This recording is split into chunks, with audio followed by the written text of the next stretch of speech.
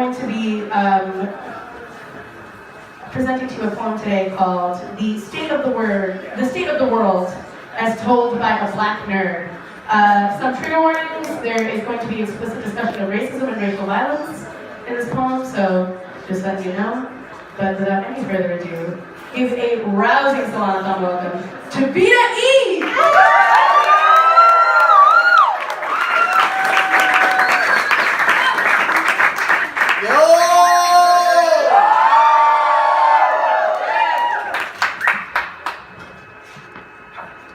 Since the age of 8, I've been a science nerd. Digging into the corners of my mind, the television screen and the book at the same time. 3 items, 4 corners each. 4 times 3 equals 12. 12 is the least common multiple of 4 times 3. How did this become a goal on multiples? Back to the point.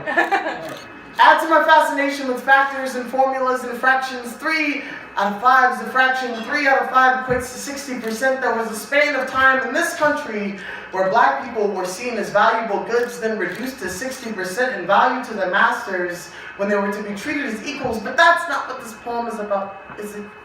Animals! I love animals. I've always been partial to the animals of Africa. My first report in 3rd grade was about the efficient killing power of constrictors, snakes. Snakes that the American government must have studied. Snakes that strike with surgical precision, wrap every bit of muscle around you that they can, and squeeze every bit of life out of you that you struggle to keep, only to swallow you whole and then diminish you into nothing. Back then, I wasn't aware of this. I just thought it was really dope how they get attached to jaws to swallow things. I mean, it's as dope it's as dirty as it seems. Moving on. African animals are magical beings. Creatures that have adapted across millennia to create the current ecosystem. Fluid and on time, nothing out of sync. Powerful beings that can walk on water or breathe for hours underneath it, that can comfort a friend with the same hand they can rip you apart with, that can see during the day and at night with the same precision and dynamics, both sets sharper than glass. Beings that are only further proof that this entire planet is actually queer as fuck. Yes. Beings that are seen as signs of immortality, growth, and progress, that is, until the poachers showed up. Ghosts holding rifles conjoined with desire for conquest. Ghosts wearing home our animal brethren like trophy. A big fucking look at how much better I am for the whole universe to feel.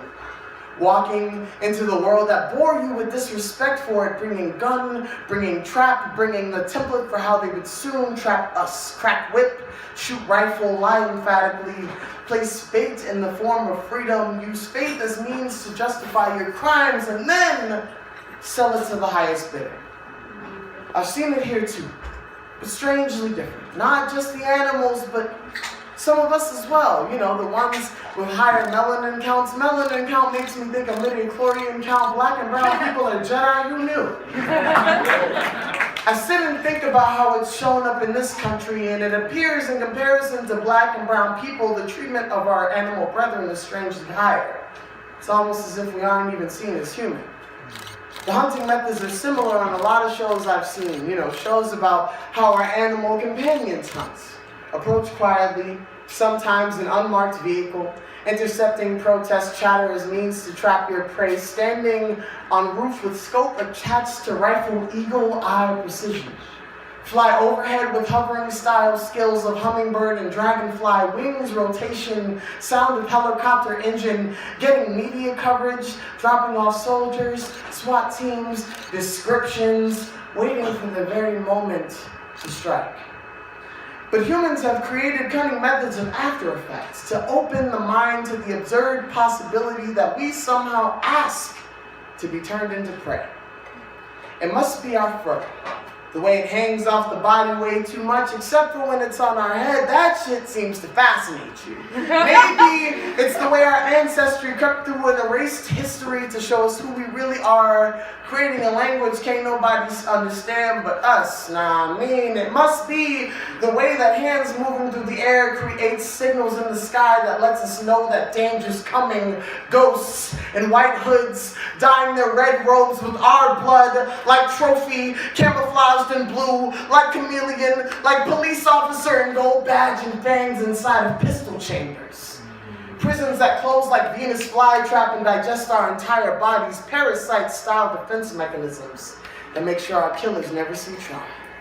Plant all-white jury inside belly of courtroom. Watch it take all truth away from you. Plant racism and respectability. Watch it tear your mind away from your roots until you dry up. Weaken your prey from the inside out.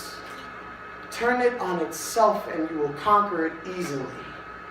And then wear its blood like trophy, like hashtags you caused, like video footage that will only validate you and won't convict you, like police protection that comes after you murder someone, hatred and bigotry born by instinct. I know you. I studied you studying me. And the factors I have found are endless. More people have been killed by police in the past year than any other. The average life expectancy of a black trans woman is 35. Police officers are being caught removing body cams. The races of black and brown people together make up less than half of this country's population, but fill more than 50% of its prisons. These numbers are everywhere. And they show your nature. They show your mentality, your lack of compassion, your thrill for destruction, your lust for supremacy. Hell, even the very beings you hunt have more humanity than you. Who do you think we learned it from? The difference between you and them, you and us, is that we started this. As the world is known to do over and over and over again, we are here to set the numbers right. Correct all of your errors.